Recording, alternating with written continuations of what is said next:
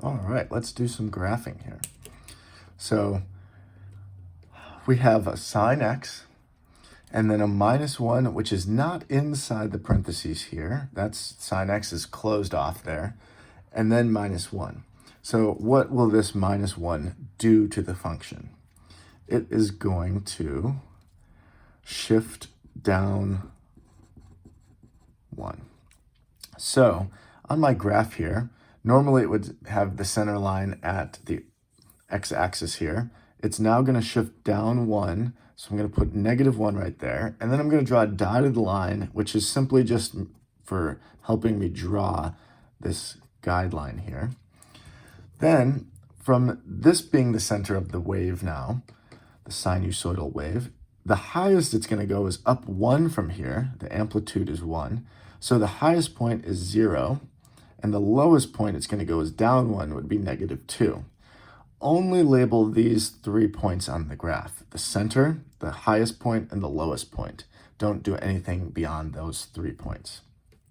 On the x-axis, nothing got shifted left or right, so it's going to end at 360. In the middle would be 180, 90, and 270 in there. Okay, so now you just need to know the key points of sines, wave, and sine looks like this. So it starts at the center, which is now here. And then what I like to do is like maybe go halfway, and is at 180, is back at the center. And then the first half goes up to the top point that you have marked off. Make a nice little curve there. And then it ends at the middle of the wave. And then right down the middle of that, it's at the very bottom that we've marked off. And then it's down like this.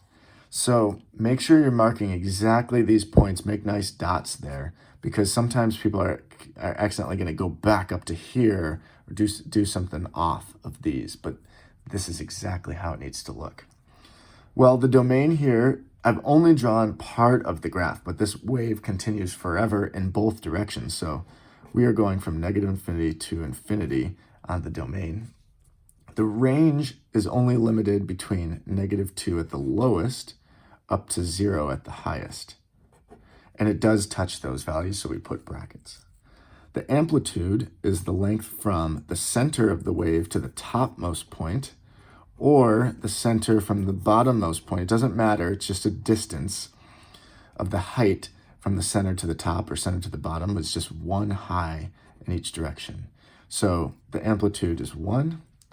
The period is how long it takes to complete this cycle, because after this, if I kept drawing, it would just repeat the same cycle. So this cycle is done within a length of, I should start here, from starting here, it goes 360, and then it finishes the cycle. So every 360, we would see this repeat over and over and over again. That means the period, that length of one cycle, is 360.